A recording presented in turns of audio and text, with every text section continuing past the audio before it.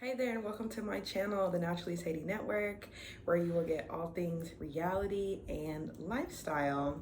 Today, we're going to be doing my reality check segment. I'm going to be reviewing different shows I have lined up. This episode, we're going to be talking about Ready to Love Season 7, Episode 1. Now, this show I really love. It's on its 7th season now. However, I've been watching since the very beginning. The initial premise of the show was to bring together Black successful singles who were ready for a more serious commitment, tired of the flings and situationships. The initial season started, or a couple seasons started in Atlanta. You know, everybody wants to tackle that Atlanta market. And now they're on to their 7th season and they've diversified to Miami. So you already know it's going to be caliente, it's going to be hot, spicy, and the people are going to give. You know, a lot of times, you know, this show is called Ready to, because a lot of the cast members seem to give that very high, lusty, sexual energy. So it's always there. I do personally feel like they have very attractive singles. So that, you know, just adds fuel to that fire. So on episode 1, they start off with a mixer like they typically do. I have my notes here. Start off with a mixer like they typically do for everyone to get to know each other and just kind of mix and mingle. And of course, someone is going to be eliminated on the first night.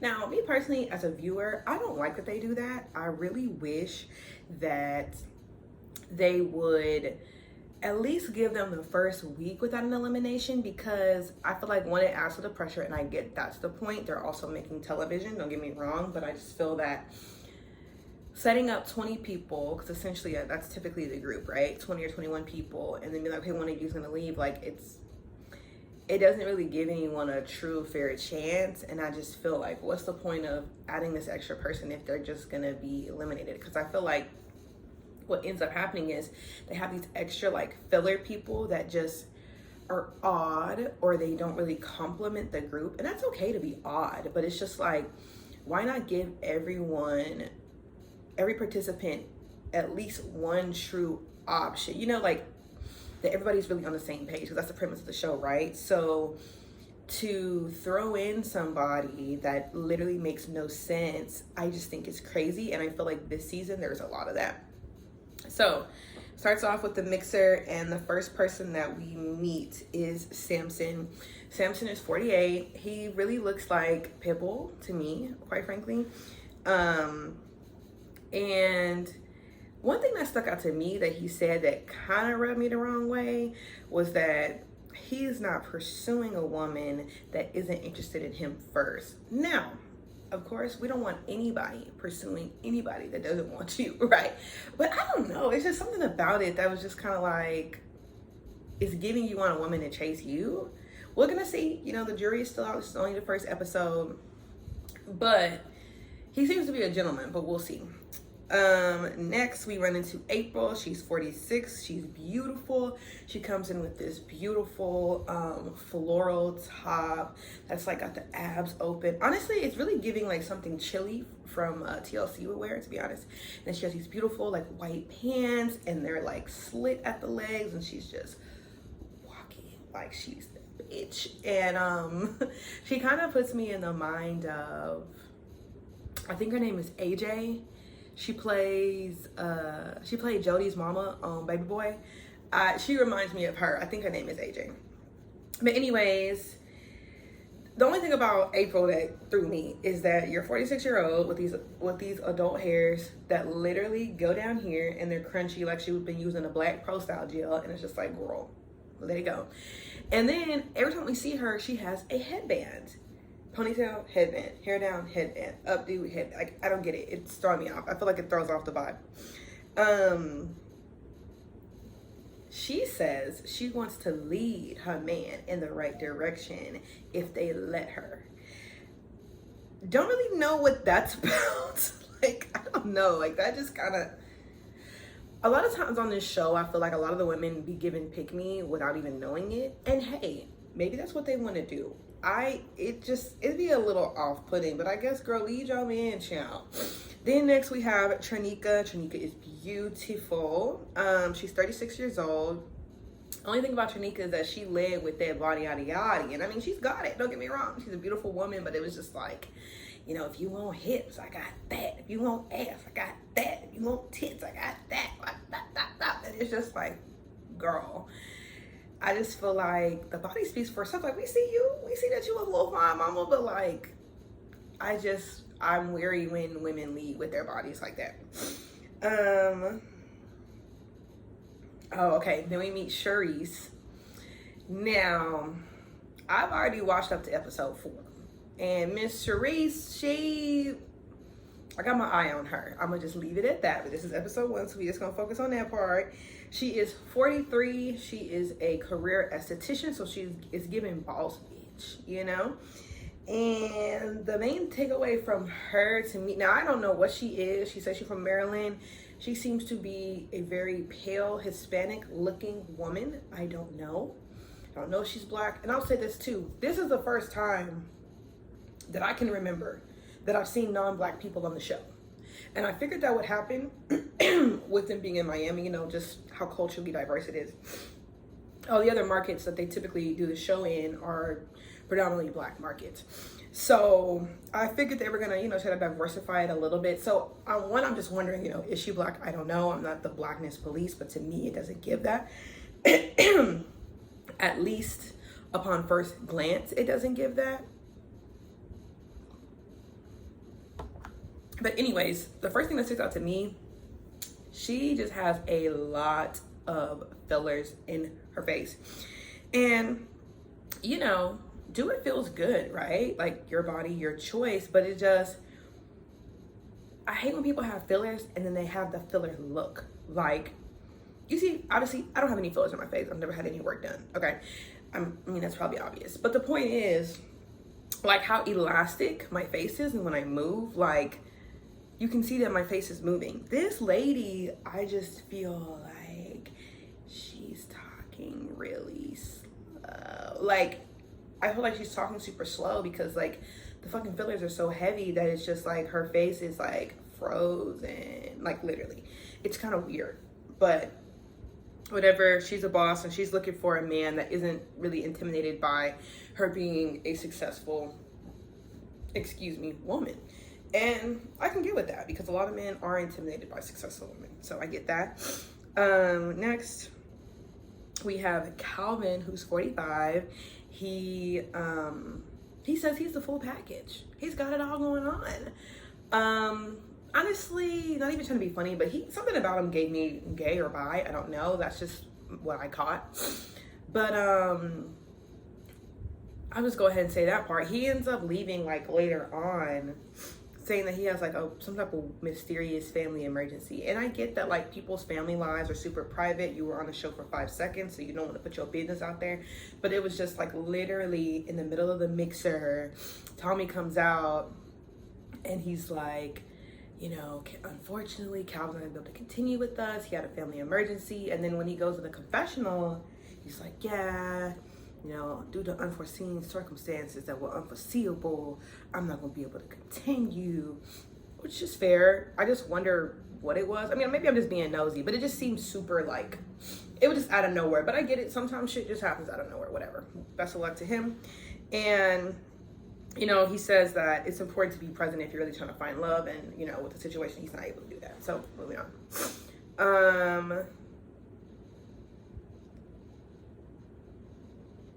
Okay, then we have Brandy. She's so cute. She's 35. She's a flight attendant. I call her an eager beaver because she seems like she has a really cool, like, bubbly personality, but she's ready. She's ready to have kids like yesterday. She's ready for a man to swoop her off her feet. And that's what I mean by the girls be kind of giving pick me just a little bit. Not even pick me. It's just like, no, it is. It's like, me. I'm ready to love. I'm ready to love you. And I get it because that's why you're here, right? You're ready to make that choice, you know? But I don't know. Something about telling a man you was ready to have kids yesterday that you just met is intense for me. But she's cool. Zoe is 46. He's retired. He retired last year. Things that stick out about him, he has this really, like, intense, fluffy beard, like Jonah or something. And he might be dying that thing because it's like, it kind of gives me, this is all the hair that I have left on my body, so I'm gonna make sure that I accentuate it. I don't know. But he's retired and he's looking for that one. Then we have Kadian. Sometimes they call her KD. She is 35, which I thought she was older just because her demeanor, like her presence, like it just gives very mature, it gives wise, it gives like, I ain't playing with these niggas, you know. She is a boss bitch as well. She's in the beauty industry and she owns boutiques and I think salons, I think she was saying, or beauty products, something like that. I think on the little tag they gave her beauty entrepreneur or something like that. So yeah, she's in her bag and she really wants a man that is flexible, that can be spontaneous like her. So her and Zoe kind of had a little spark there because he is retired, so he has a lot of free time. She apparently runs her own business and is able to make her own hours because she said, you know, she want to wake up and be in another country on vacation, you know what I mean? Like, and just chill. And honestly, that's the life to me. So I thought that was pretty unique. That's what she's looking for. Then we have Randall. He's 36, super tall. He kind of gives you like that cute nerd. Now, I don't remember what his profession was, but he looked like he would be like an engineer or an IT nigga or something like that. He's super cute, nerdy. He says if he like it, he gonna touch it. So I said, okay, Randall. Mike is 42 and he's just, you know, everything the girls want, tall, dark, and handsome. Even though he don't really seem like he that tall to me on camera, but honestly, the camera be fooling because some of the women look taller than what they are, so who knows. But he's 42, a divorcee, 3 girls. He is a handsome guy. It's just, I've kind of seen forward, so I'm just like, But he seems to be a handsome guy. I think he has his own business. I don't remember 100%. Then next we have Dominica. She's 42, which I was not expecting her to be 42. She's 42 with like 2 kids that are like 20 something, and I was just like, wow, like the woman doesn't even look like that. So that's crazy. Like she doesn't even look like she would have 2 kids that's 20 something years old. Okay. Then we have Sean, who is 38. Oh yes, this man is a self-proclaimed red flag, walking red flag, because he's 38, no kids, never been married. Some would call me a red flag. I just feel like if you're gonna call yourself a red flag, then flag on the play, get the fuck out of here, because it just gives it like you're literally so unserious. So he's having a conversation with Jamala and it's giving nothing. Like it's giving fluff. He didn't even remember the girl name. And he said something corny, like one of the dudes from last season. He was like, oh, I think she mentioned wanting to travel somewhere. Like, oh, well, what are you doing Thursday? We can go. Like, first of all, cap. Second of all, like, I don't like when men be trying to proposition women with trips that they just met. Like, it's giving sex trafficker. Honestly, like, what's going on here? What you're trying to give, it didn't give. And okay, next we have Swayze. I like Swayze. He is 33. He's a firefighter and he has his own CPR company. I said, I know that's right. We love a hardworking man. So of course, you know, he's cute. He's built. Now for me, the only con, he has this like marine ass haircut to me. So he's like clean shaven here. He has this like little ass mustache, these big ass red soup color lips. And then his hair, it's like just, I don't even know what you would call it. It's not a bald fade, but it's like, it's just up here. Everything else is smooth. And it's just like, was you in the military? Like, why is your hair like this? And then like, why? I don't know. I just feel like embrace, even if you're not going to embrace a full beard, at least embrace the goatee. Like that would probably take him to the next level. But he's cute. He's physically fit. Got tattoos. Like he's an attractive guy. He's kind of a flirt though. So a lot of the girls, you know, they're like, ooh, you know, whatever. So we'll see where it goes. But he likes to have a lot of fun because his job is so serious, which it makes sense. Then next we have Who is this? LJ. Oh yes, LJ, the island boy. So we have LJ. He's 33. He's from the Virgin Islands originally. He's an IT nigga. If you have experienced the island man, you already know how they are. They're super charming. They got that mouthpiece on them.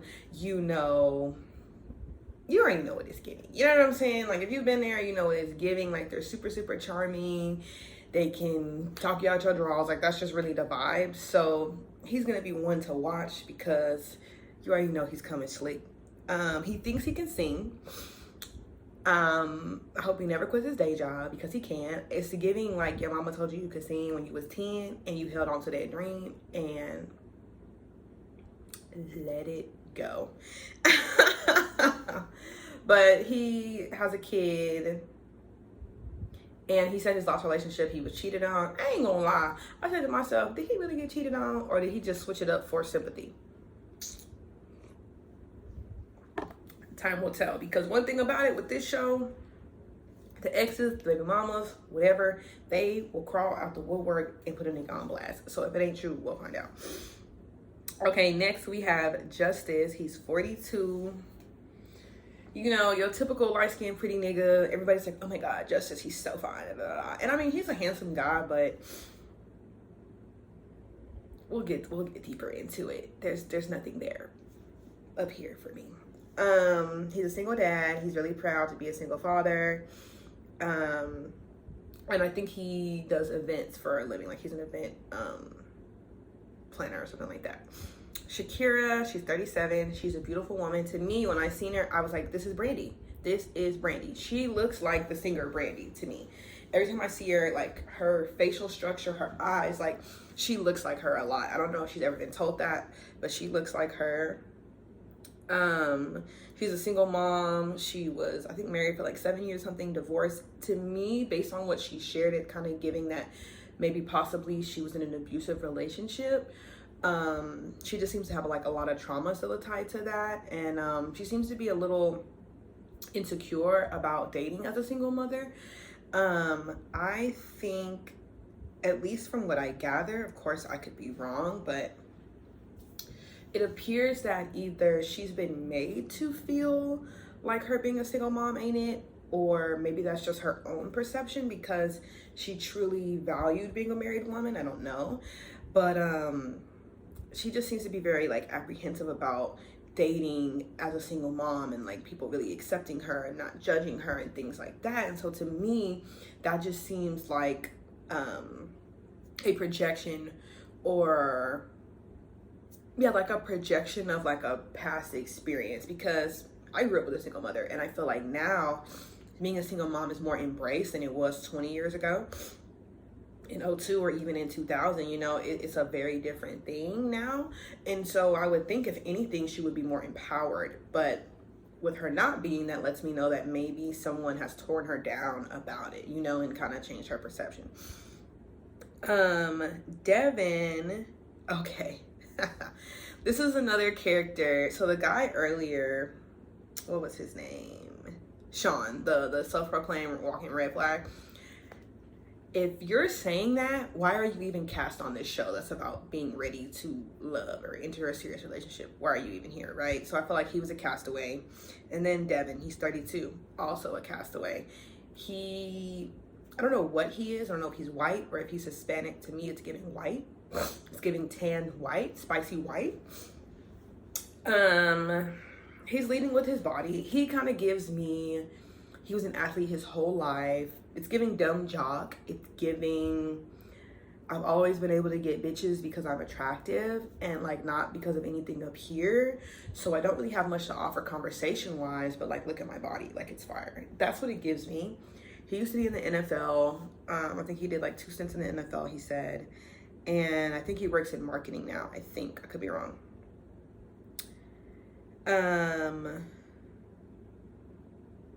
Okay. 3 more people. So we also have Jamala. She's beautiful. Now, she looks tall. She said she was only 5'5". She has these beautiful eyes. To me, I said she looks like very Bambi-esque. And I mean that in the most, like, complimentary way. She's a very beautiful woman. She thick, got the waist, got the hips, like, bow. I be like, damn. Okay. She's 33. And then we have Looney, who's also beautiful. Now, she looks tall. If she ain't tall, then they got to do something different with these cameras. But she's beautiful. She has some really, like, first of all, whoever did her braids, they're fire. Like, beautiful, perfect. I don't know if they're knotless or what, but, like, when I say every single braid is perfect, I love it.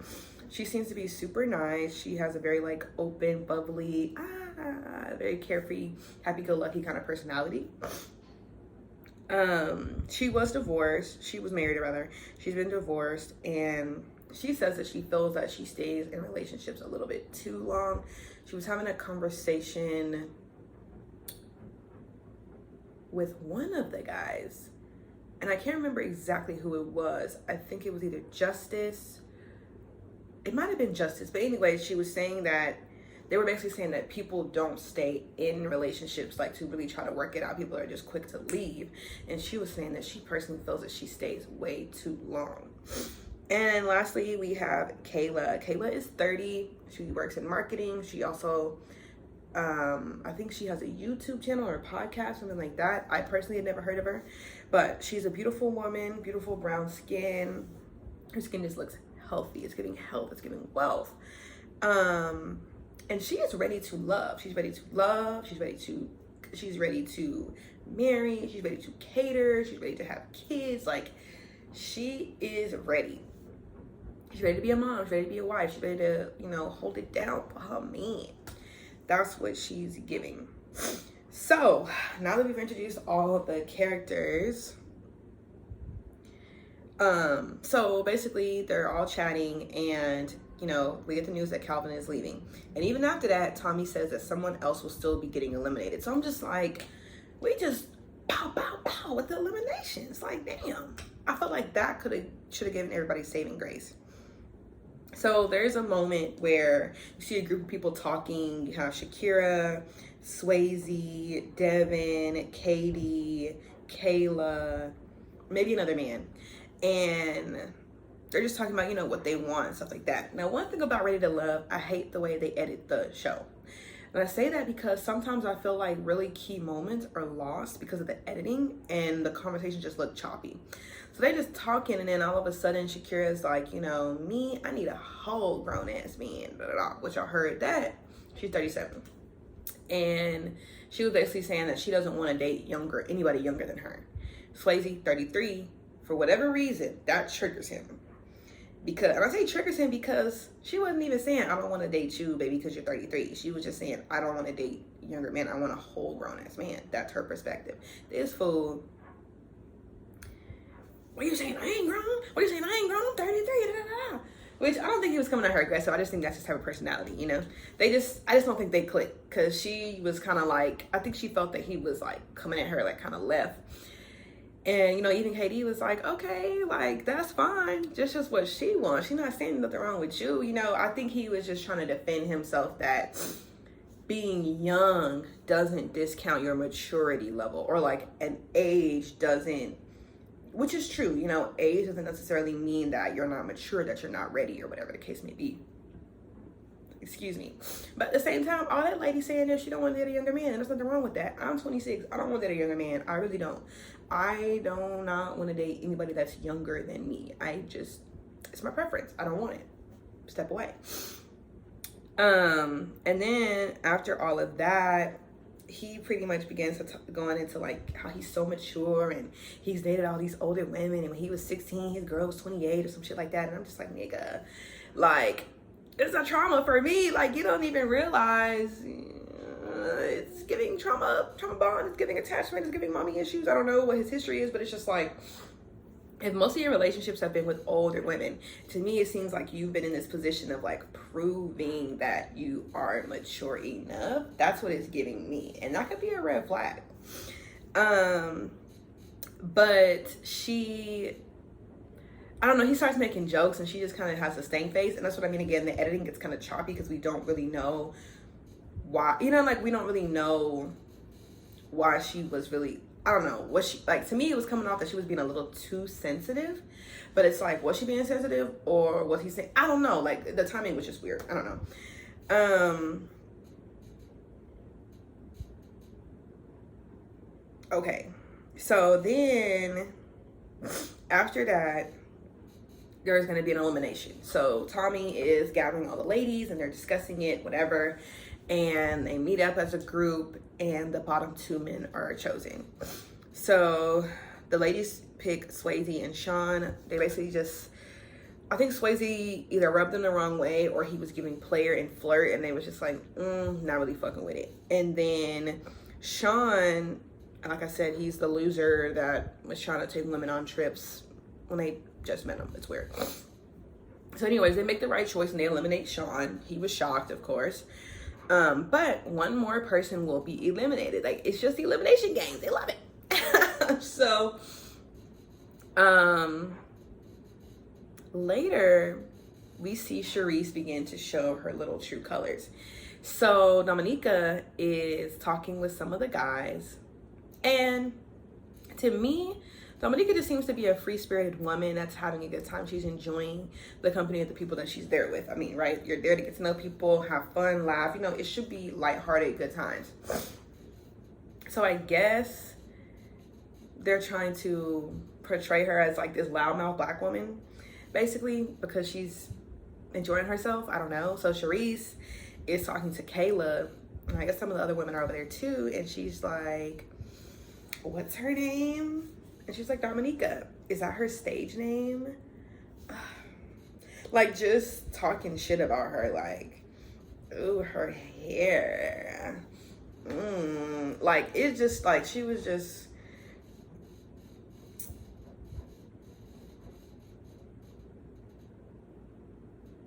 Oh, okay. Sorry, I had to read my notes. So she was just, you know, she was just talking about like the way she carried herself. She got it. Like, just real stank. Like, honestly, it's giving very much a colorist anti-black tea. For me, it was just, like, from her name to, oh, look at her hair. And, oh, why she got to act like that. And just anti-black. That's why I was like, is she black? Because I don't think she is. And Kayla was like, oh, don't be like that. Give her a chance. And she was like, I'm here to give a man a chance, not a woman a chance. And it's just, I'm sorry, I can't stand a bitch that isn't a girl's girl. Like, I get it, sure, you're not here to, I'm not here to make friends. You know, people love to say that on reality TV. But, bitch, you can be pleasant. Like, why are you trying to tear down this other black woman? I just didn't like that. And Kayla says in the confessional that she's gonna tell her what she said. Then the crazy thing about that, right? She's talking shit about this beautiful dark-skinned black woman, right? Then immediately after that, she runs up on Mike and it's like, oh yeah, Mike is like totally my type, da da da da. And what is Mike? A dark-skinned black man. I'm like, what are the fucking odds? Then, later on, when the men get to discussing, you know, who they're not interested in, Mike, funny enough, Mike mentions Miss Dominica. And a lot of the men say that they just get like a sister or a friendly vibe from her. This nigga says, well, you know, I'm from the crib, so it's like, I see that shit every day, I ain't impressed. Basically, what he's saying is, I'm from Miami, I see bitches like that at home all the time, I don't want no bitch like that. To me, it's damn near giving, I want that exotic, but he didn't say that, so I mean, I put words in his mouth. But I just didn't like the tone of it, like, I don't like the around the way girl, basically, like, And then the nastiest thing he said was, I need my woman seen, not heard, you dig? But this is a man raising 3 daughters. I'm gonna leave it there. I'm gonna leave it the fuck there. Another conversation that transpired where there was a little bit of a connection was April and Justice. They spoke about their upbringing. Justice was raised by a single mother, and of course, you know, his grandmother ended up stepping in, like many of us in our community. You know, when one parent leaves, the village steps in to, you know, take care and nurture that child. He's very proud of himself for being a good single dad, putting his daughter through college, blah, blah, blah. Him and April connect on that because, as she says, her father also disengaged. don't know why that tickled me when she said it. But anyway, so they were connecting over that, and she was asking him if he harbored any resentment. I like April because she seems to really see things full circle, look at the deeper picture. I like the type of questions that she asks the men. So they have a little spark there, whatever. Something else Justice does. And okay, yeah. So a lot of the women are into Justice. Again, he a light-skinned pretty nigga, so a lot of bitches is going for it. What I didn't like though, honestly, y'all, let's just be real. He gives me bitch made. And this is the thing about like uberly attractive men that I just can't fuck with. And this is why we say bring back the manliness, because there's nothing wrong with being confident in yourself. You should be. It's you. So if you ain't gonna be confident, who gonna be confident for you, right? But he just comes off very nasty and like, yeah, I know I'm the shit, so I'm just gonna sit here and wait for the bitches to come to me. Because in the confessional, they asked him, because he was being really cool, like super conversational with all the ladies. I was like, okay, he might be all right. And in the confessional, they're like, hey, you know, you seem to be really popular, you know, amongst the women. He was like, I wouldn't say that. It was just, I was honey and there were bees around. First of all, don't talk about them women like that. Like, you know what I mean? Like, everybody's here interested to get to know everybody, so don't make it seem like, I didn't like the whole tone of that whole thing. Like, nigga, but he'll continue to show his bitch assness, and I'm gonna just leave it there. I'm trying to think if anything else. Oh, yes, I almost forgot. Okay, so Devin, right?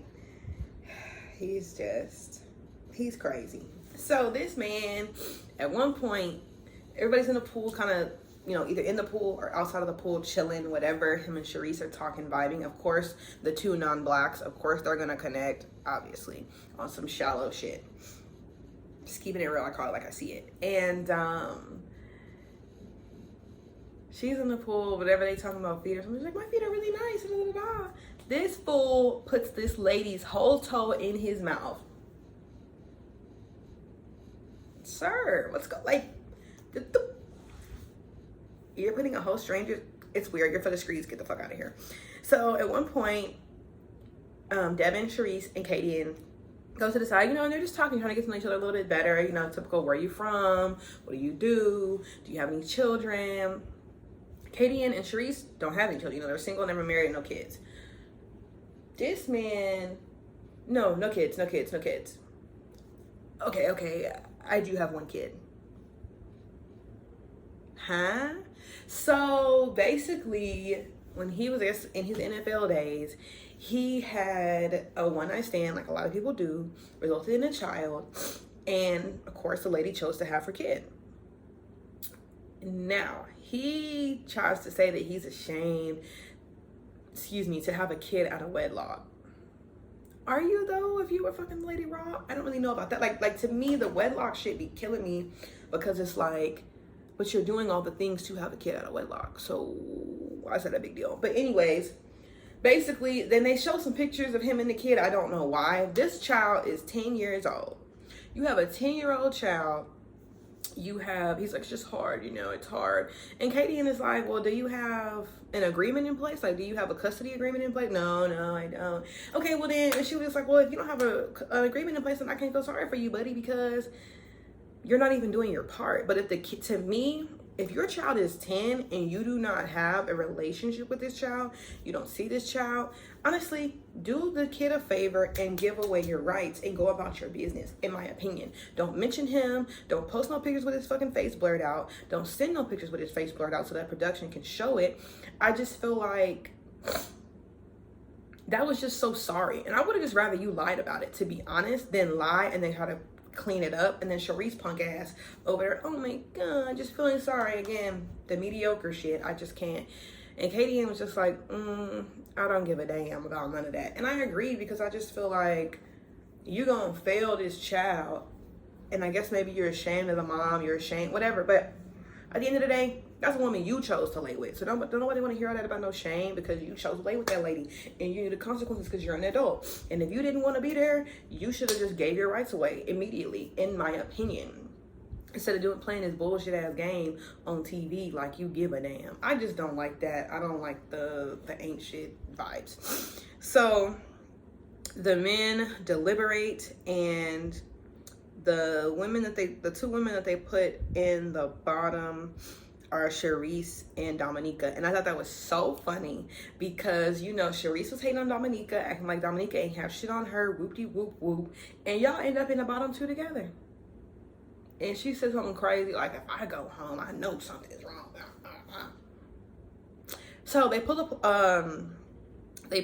a curveball on us, and no one else is eliminated.